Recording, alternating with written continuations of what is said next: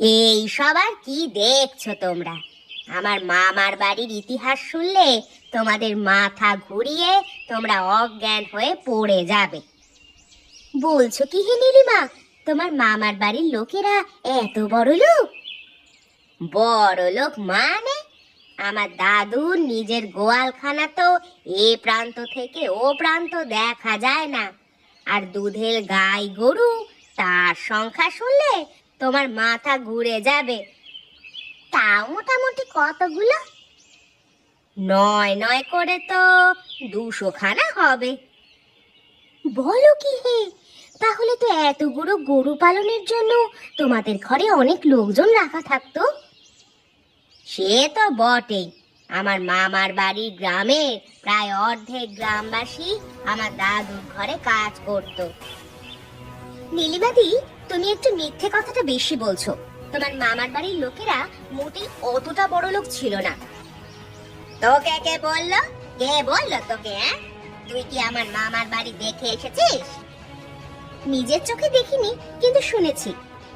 বেশি বড় বড় কথা বলিস না তো লতা, তোকে এই জন্য আমার একদম ভালো লাগে না। সব সময় শুধু মিথ্যা কথা বলিস, সত্যি কথা বলবার সাহস নেই নাকি? আমি সত্যি কথা বলছি বলেই তো তোমার গায়ে জ্বালা হচ্ছে। তোমার মামার বাড়ির লোকেরা যদি এতই বড় লোক হয়, তাহলে তুমি এই গরিব ঘরে বিয়ে করলে কেন? আমার ইচ্ছা, তাতে তোর কি আসে যায়? তুই এমন করছিস যেন তোর সংসার একেবারে বিরাট বিত্তমান। যা দেখি এখান থেকে, আমরা যেমন গল্প করছি করতে দে তো। আমাদের মাঝখানে আসবার তোর কোনো প্রয়োজন নেই। ঠিকই বলেছো, নিজের স্বামীকে সামলাকে যাও, লোকের বিষয়ে বেশি কথা বলতে হবে না। বাবারে, জীবনে কি করলাম, হাতে একটাও টাকা পয়সা নেই। নিজের ইচ্ছে মতো যে একটু আনন্দ করে বেড়াবো সেইটাও উপায় নেই। কাজকর্ম করব কি? কাজ করতে ভালোই লাগে না, মনে হয় যেন সারাদিন বসে বসে ঘুমাই। কিন্তু এই সময় খিদে খিদে পাচ্ছে, গিন্নিটা আবার কোথায় গেল কে জানে। গিন্নিটা যদি ঘরের কাজ না করে তাহলে উঠে খেতে পাবে না, মনে থাকে যেন। আরে, তুমি আমার কথা শুনতে পেয়ে গেছো? সে তো পেয়েছি বটেই। তুমি যদি সকাল থেকে উঠে আমার দোষ ধরতে শুরু করো, তাহলে তো আমার কানে তোমার কথা আসবেই। আমি তোমার দোষ কোথায় ধরলাম বলো দেখি? আমি তো বললাম খিদে পেয়েছে শুধু। তাই নাকি? তা খাওয়ার জন্য ঘরে যে বাজার করতে হয়, নুন মশলা এসব আনতে হয়, সেগুলো কি তোমাকে শিখিয়ে দিতে হবে? আরে, ট্যাগ মেরে কথা বলবে না কিন্তু, বলে দিলাম। আমি সকালবেলা উঠে তোমার কথা শুনতে চাই না। বেশি কথা বলো না। যদি আজকে তুমি 2 পয়সা ইনকাম করে ঘরে না আনবে, তাহলে তোমার আজকে খাওয়া বন্ধ। খুব তো বড় বড় কথা বলো, তোমার মামার বাড়িতে এটা ছিল ওটা ছিল। কই, মামার বাড়ি থেকে কিছু আনো দেখি। তাদের কাছে যা আছে তাদের নিজেদের নামে আছে, আমাকে দেওয়ার জন্য তারা বসে নেই। যাও, ঘর থেকে বিদায় হও দেখি। তুমি আমাকে ঘর থেকে তাড়িয়ে দিচ্ছ? হ্যাঁ দিচ্ছি। আগে 1 পয়সা রোজগার করে আনবে, তারপর তোমাকে বাড়িতে ঢুকতে দেব, তার আগে নয়। তুমি বললে বিশ্বাস করবে না ভাই। আমার মাসির বাড়িতে একটা ছেলে আছে, তো সে বিদেশে চাকরি করে, জানো তো? তার মাস মাইনে শুনলে তোমার মাথা ঘুরে যাবে। হ্যাঁ, মাসে 5 লক্ষ টাকা। পারবে? আমরা কোনোদিন চোখে দেখেছি? হ্যাঁ, আজ পর্যন্ত চায়ের দাম কোনোদিন ঠিক মতো দেয় না। তার মুখে আবার বড় বড় ভাষণ। হ্যাঁ, ভাষণ মারতে পারলে আর কিছু চায় না। ভাষণ মারতে পয়সা লাগে না তো। বুঝলে ভাই, এই হচ্ছে কথা। আমাদের জীবনে আমরা কি পেলাম? এই 2 টাকা ইনকাম করি, 3 টাকা বেরিয়ে যায় পকেট থেকে। হ্যাঁ, এইভাবে ঘর সংসার চলে। আমরা সারা জীবনই গরিব থেকে যাবো, বুঝলে? আচ্ছা গোপাল, তোর মাসির ছেলের সাথে তোর ভাব আছে নাকি তোর সাথে কথা বলে না, বল দেখি? আরে, ভাব থাকবে না মানে? আমি যখনই তাদের বাড়িতে যাই আমাকে দাদা দাদা বলে একেবারে মাথায় তুলে রাখবার জোগাড়। তাহলে তুই একটা কাজ করতে পারিস তো গোপাল। আরে না না কাকা, তুমি কি বলো হে? আরে, ওদের মতো কাজ করা আমার পক্ষে সম্ভব নয়। ওরা সব বড় বড় কাজ করে, আমাদের পক্ষে কি সে কাজ করা সম্ভব? কোনোদিনই সম্ভব না। আমি সেটা বলছি না। আমার দোকানে এতদিনে চা খেয়ে যে ধার বাকি রেখেছিস, সেই ধার বাকি টাকাগুলো তো তোর মাসির ছেলের কাছ থেকে নিয়ে এসে দিতে পারিস, তাই না? তার মানে মাসির ছেলে আমার ধারের টাকা কেন দিতে যাবে? তাহলে এখানে লেকচার মেরে কোনো লাভ আছে কি? চুপচাপ খা, দিয়ে এখান থেকে বিদেয় হ। আজকেও নিশ্চয়ই আমার টাকা দিবি না, তাই না? একদম মুখ সামলে কথা বলবে কাকা। এরকম করে কথা বললে আমি তোমার দোকানে কোনোদিন চা খেতে আসবো না। আর না এলে বাঁচি। আমি তো ফ্রিতে চা খাবার জন্য দান শিবির খুলে রাখিনি। এখান থেকে দূর হ, যা। ঠিক আছে, সময় আসুক, আমিও দেখে নেব। কি করছেন বাবু? ব্যস্ত আছেন? আপনার সাথে কিছু দরকার ছিল বাবু। আপনার কি এখন সময় হবে আমার কথা শুনবার? আমি একটু নিজের চিন্তাতেই ব্যস্ত ছিলাম। হ্যাঁ, বলো দেখি রতন, কি বলবে? বাবু গো, আমাকে দয়া করে আজকে একটা কাজ দিন গো বাবু। না হলে আমাকে যে আজকে আমার স্ত্রী ঘর ঢুকতে দেবে না বাবু। আপনি দয়া করে একটা কাজ দিন আমাকে। কাজের কথা বলছিস? মনে হচ্ছে তোর জন্য একটা কাজ আছে, বুঝলি? আপনি যা কাজ দেবেন আমি তাই করে দেব বাবু। হ্যাঁ, একদম আপনি আমার উপর বিশ্বাস রাখতে পারেন। হ্যাঁ, বুঝতে পারছি। তবে কাজটা খুব বিশ্বাসের, বুঝলি তো? তোকে কি বিশ্বাস করে কাজটা দেওয়া যাবে? আপনি দিয়েই দেখুন না বাবু, আমি কেমন এক নিমেষে আপনার কাজটা করে দিই। কিছু টাকা তোর হাতে দিয়ে আমি এক জায়গায় পাঠাবো। সেই টাকাটা তোকে ঠিক জায়গায় দিয়ে আসতে হবে, পারবি? মাঝ রাস্তায় টাকা নিয়ে কেটে পড়বি না তো? আপনি বিশ্বাস রাখুন বাবু, আমি কোনো মতেই টাকা নিয়ে কেটে পড়বো না। আমি আপনার টাকা যথা জায়গায় পৌঁছে দেব। তাহলে তুই একটু অপেক্ষা কর। আমি আমার হিসেবটা শেষ করে নিই, তারপর তোকে একটা ব্যাগে টাকাগুলো দিয়ে নামটা বলে দিচ্ছি তোকে কোথায় নিয়ে যেতে হবে। মানে বাবু, আজকে আমি কিছু হাত খরচা পাবো তো? মানে গিন্নিকে দেখাতে হবে তো। সেসব নিয়ে তুই কোনো চিন্তা করিস না, তুই অবশ্যই তোর হাত খরচা পাবি। ধন্যবাদ বাবু, আপনি আপনার কাজ শেষ করে নিন, আমি এখানে অপেক্ষা করলাম। আরে, এখানে চায়ের দোকানদার বুড়ো আছে। হ্যাঁ, এখান থেকে যদি আমি চা কে কেটে পড়ি তাহলে বুড়ো ধরতেও পারবে না আমাকে। যাই যাই, বেশি দেরি না করে বুড়োর কাছে যাই। কি গো কাকা, এক কাপ চা হবে নাকি? হবে বই কি, আপনি একটু অপেক্ষা করুন, আমি চা আপনাকে দিচ্ছি। এক কাপ চা দিও তো কাকা, খেয়ে আমাকে একটা কাজে বেরোতে হবে। তা কোথায় চললি তুই? এই যে কাকা, অবিনাশ বাবুর একটা বিশেষ কাজে আমাকে যেতে হবে। এই ব্যাগটা একজনকার কাছে পৌঁছে দিতে হবে। যাক, শেষমেশ অবিনাশ বাবু তোকে দিয়ে একটা কিছু কাজ দিল, তাই তো? হ্যাঁ কাকা, অবিনাশ বাবু যদি কাজটা না দিত তাহলে আমি আজকে ঘর ঢুকতে পারতাম না। এমন পরিস্থিতি হয়ে গেছিল গো। তুই বলছিস কি? বউ নিশ্চয়ই ঝগড়া করছে ঘরে, তাই না? তাহলে আর বলছি কি, সে বিরাট ঝগড়া। সকাল থেকে উঠেই আমাকে কথা শোনাতে শুরু করে, রাত্রিবেলা হলে কথা শেষ করে। বাড়ির পুরুষ মানুষেরা যদি কোনো কাজ না করে তাহলে এক বিশ্রী ব্যাপার। কেউ আহা বাছা করবে না রে। আরে আরে, আমার চায়ের দাম না দিয়ে এই লোকটা পালিয়ে গেল। আরে, আমার টাকার ব্যাগটা নিয়ে পালিয়ে গেল। কিন্তু লোকটা কে? জানি না তো। এই মাত্র লোকটা কোথা থেকে এলো কে জানে। এবার কি হবে? তোমার না হয় 5-10 টাকার ব্যাপার, আমার তো হাজার হাজার টাকার ব্যাপার কাকা। আমাকে এবার অবিনাশ বাবু আর ছেড়ে কথা বলবেন না। এবার ঘর থেকে কেন মনে হচ্ছে আমাকে এই গ্রাম থেকেই তাড়াবে অবিনাশ বাবু। হায় হায় হায় হায়। কই গিন্নি, তাড়াতাড়ি খেতে দাও দেখি। খিদে তো পেটটা একেবারে চুই চুই করছে। তা কখন খেতে দেবে আমাকে? দিচ্ছি, দাঁড়াও। একটাই তো হাত আমার নাকি, যদি ঘরের কাজে একটু সাহায্য করো তাহলে তো একটু ভালো হয়। ঘরের কাজ করা আমার দায়িত্ব নয়, তার জন্য তুমি আছো। বাইরেও তো তুমি তেমন কোনো কাজ করো না। সকালে উঠে হরিপদ কাকার কাছে চা খেয়ে তারপর ঘরে এসে বসে বসে জ্ঞান দাও। তুমি কি বললে? আমি জ্ঞানী? শোনো গিন্নি, আমার মাসির ছেলের বাড়িতে। এই যে শুরু করে দিলে, এটাই হচ্ছে তোমার জ্ঞান দেওয়া। তুমি ওদের মতো হয়ে গেছো, জানো তো? ওই যেমন হরিপদ কাকা মাঝে মাঝে আমাকে বলে ওঠে, তুমিও দেখছি আজকাল সেরকমই বলতে শুরু করেছো। ভালো তো, সেরকম হয়ে যাওয়াই ভালো। অন্তত মুখের ওপর সত্যিটা তো বলতে পারবো। ওই জন্যই পাড়ার লোকেরা আমাকে বলে তোমার স্বামীকে সামলাও। আমি আর কি সামলাবো, আমার স্বামী বেঁকে বসে আছে। ঠিক আছে, আমি চললাম তাহলে। তুমি তাহলে বসো, আমাকে খেতে দিতে হবে না। আমি আজকে সারাক্ষণ না খেয়ে থাকবো। এই শোনো, বেশি গরম দেখিও না। বাবু গো, এদিকে যে ভীষণ বড় একটা সর্বনাশ হয়ে গেল বাবু। এবার আমাদের কি হবে বাবু? বিরাট এক সর্বনাশ হয়ে গেল। আরে কি হলো রতন, তুই এর মধ্যে ফিরে চলে এলি যে? আর তুই কাঁদছিস কেন? বাবু, আমি হরিপদ কাকার দোকানে বসে চা খাচ্ছিলাম, এমন সময় একটা চোর এসে আমার পাশ থেকে টাকার ব্যাগটা চুরি করে নিয়ে চলে গেছে। বাবু, এখন আমি কি করব? একটা কাজও কি তোদের দিয়ে ভালোভাবে হবে না?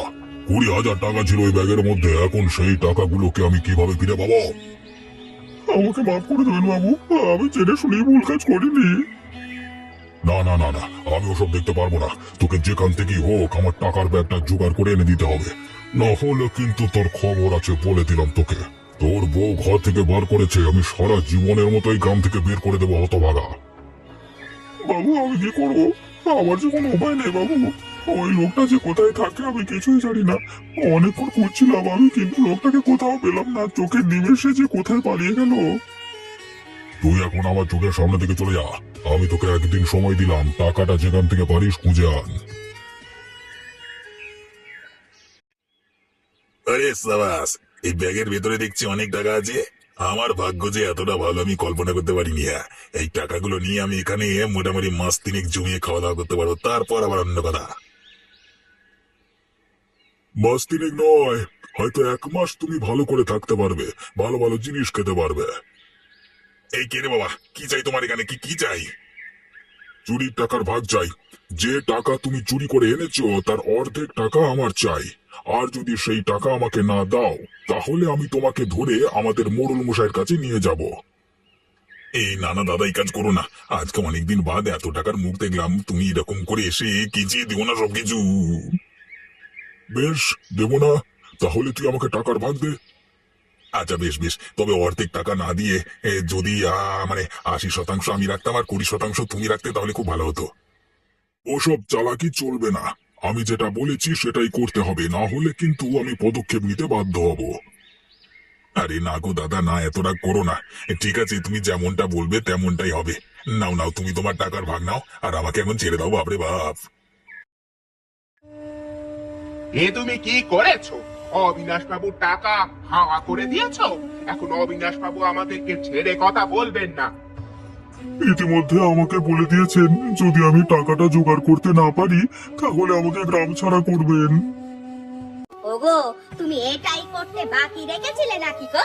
এইভাবে মানুষকে বিপদে ফেলতে তোমার খুব ভালো লাগে? আমাকে ক্ষমা করে দাও গিন্নি, আমি ইচ্ছে করে করতে চাইনি, কিন্তু কি করব বলো, এমন বিপদে পড়ে যাব আমি স্বপ্নেও কল্পনা করতে পারিনি। আর কল্পনা করতে হবেও না। তুমি কালকে সকালে বাড়ি থেকে দূর হয়ে যাবে। যতক্ষণ না বাবুর টাকা বাবুকে ফেরত দিতে পারছো, ততক্ষণ মুখ দেখাবে না এ বাড়িতে। এবারে কি তুমি আমাকে একটুও সাহায্য করবে না গিন্নি? তোমার কাছে অন্তত একটু সাহায্য আমি প্রত্যাশা করি।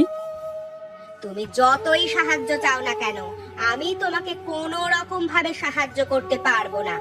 নিজে যেটা ভুল করেছো, সেই ভুল তোমার নিজেকেই শোধরাতে হবে। এই বিপদের সময় আমাকে একা ফেলে দিলে গিন্নি, আমি কোথায় যাব বলো দেখি?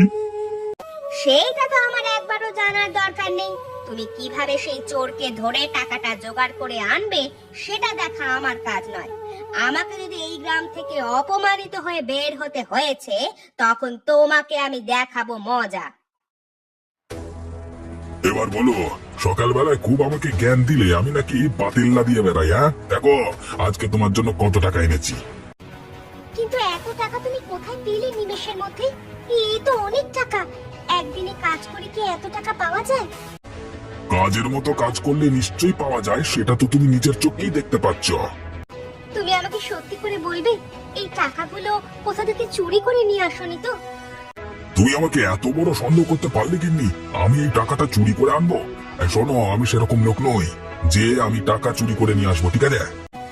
তাহলে তুমি আমাকে সত্যি কথা বলছো না কেন, যে টাকাগুলো তুমি কোথা থেকে এনেছো? আমি তো বারবার বলছি আমি এই টাকাগুলো রোজগার করে এনেছি। এখন কেউ যদি আমার কথা বিশ্বাস না করে তাহলে আমার কিচ্ছু করবার নেই। বেশ, তুমি সত্যি কথা বলবে না তো? তাহলে আমার আর কিচ্ছু বলবার নেই। যদি কোনোদিন এই জিনিস নিয়ে বাড়াবাড়ি হয়েছে, তখন তোমাকে আমি দেখে নেব।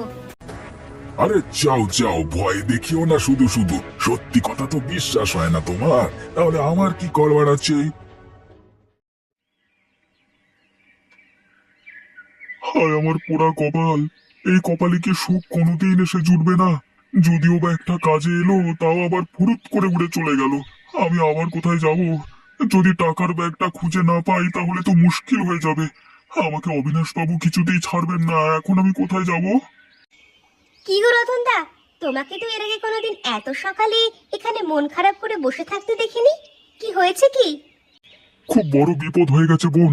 কালকে অবিনাশ বাবু আমাকে কিছু টাকা দিয়েছিলেন এক জায়গায় পাঠানোর জন্য। হঠাৎ করে আমাদের হরিপদ কাকার চায়ের দোকান থেকে সেই টাকাটা নিয়ে ফুরুত করে উড়ে যায় একটা চোর। এখন সেই টাকা আমাকে অবিনাশ বাবুকে ফেরত দিতে হবে।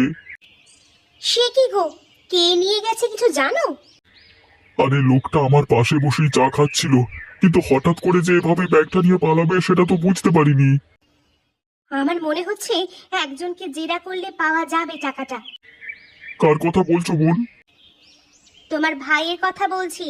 কালকে তোমার ভাইও হঠাৎ করে কোথা থেকে অনেকগুলো টাকা নিয়ে বাড়িতে গিয়েছিল। আমি জিজ্ঞাসা করলাম কোথা থেকে জোগাড় করেছো, কিন্তু কিছুতেই আমাকে বললো না। কি বলো গো বোন, আমাদের গোপাল? হ্যাঁ, চলো আমরা দুজনে মিলে তাকে একবার চেপে ধরি। আমার মনে হচ্ছে ওই টাকাটাই অবিনাশ বাবুর হতে পারে। কিন্তু তাকে এখন কোথায় পাবো বোন? সে হরিপদ কাকার চায়ের দোকানে চা খেতে বেরিয়েছে। চলো সেখানে যাওয়া যাক। আবার কি জন্য এখানে এসেছিস? এই তো বললি টাকা না দিতে পারলে চা খেতে আসবো না, তাহলে আবার কি জন্য এখানে এসেছিস? আজকে আমি টাকা দিতে পারবো তাই এসেছি। বেশি কথা না বলে তাড়াতাড়ি এক কাপ চা দাও আমাকে। চা পরে খাবে। এখন রতন দাদা কি প্রশ্ন করবে সে প্রশ্নের ঠিকঠাক উত্তর দাও তো দেখি। কি ব্যাপার? কি প্রশ্ন রতনদা? কালকে ওই টাকা চোরটার সাথে তোমার কোথায় দেখা হয়েছিল? তার মানে তুই কি বলতে চাইছিস? টাকা চোরটার সাথে দেখা হয়েছিল মানে? আমি কিন্তু সব জানি গোপাল, আমাকে মিথ্যে কথা বলবি না। আমি এটাও জানি তুই ওই টাকা চোরটার কাছ থেকে টাকা নিয়ে ঘরে গিয়েছিলিস। ভালো কথা বলছি, টাকাটা দিয়ে দে, ওটা অবিনাশ বাবুর। ছি ছি ছি ছি গোপাল, তুই শেষ পর্যন্ত টাকা চুরি করা শুরু করে দিলি? আমি চুরি করিনি। ওই চোরটা গাছতলায় বসে টাকা গুনছিল, তখন আমি চলে যাই সেখানে। তাই তার কাছ থেকে আমি অর্ধেক টাকা নিয়ে আসি। তুই আমাকে এক্ষুনি বল সেই চোরটার বাড়ি কোথায়। আমরা সেখান থেকে টাকাটা নিয়ে আসবো। ওই টাকাটা খুব দরকারি অবিনাশ বাবুর। গোপাল, ভালোই ভালোই কথাটা বলে দে, না হলে কিন্তু এই বদনাম সারা জীবন থাকবে। সয়ে বেড়াতে পারবি তো? আচ্ছা আমি বলছি, তোমরা চলো আমার সাথে। আরাম আরাম, জীবন মানি হলো আরাম। হ্যাঁ, আরাম করে জীবন কাটাতে হবে, না হলে সারা জীবন কষ্ট করতে হবে। তাড়াতাড়ি একবার বেরিয়ে নগেন, আমি গোপাল, তোর সাথে দরকার ছিল। এই সেই চোর বাবু, আপনি কে ছাড়বেন না। এই আমার টাকার ব্যাগটা নিয়ে কেটে পড়েছিল।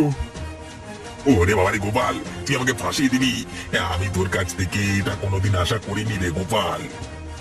সে তো আশা করবি না বটে। লোকের কাছ থেকে টাকা চুরি করে নিয়ে আরাম আয়েশ করে থাকা হচ্ছে, তাই না? তোকে আমি দেখাচ্ছি মজা। বাবু, এবারের মতো ছেড়ে দিন, আমি আপনার সব টাকা ফিরিয়ে দিচ্ছি। আর দয়া করে কিছু বলবেন না, আমি আর কোনোদিন এ ভুল কাজ করব না। আমার চায়ের দামটাও তার সাথে চাই। কালকে ফ্রিতে চা খেয়ে চলে এসেছিলিস, সেই দাম যদি না দিস তাহলে তোর গায়ে গরম জল ঢালবো আমি। আমি সেটাও তোমাকে দিয়ে দিচ্ছি দাদু। তুই তোর বাপকে দাদু বলিস শালা?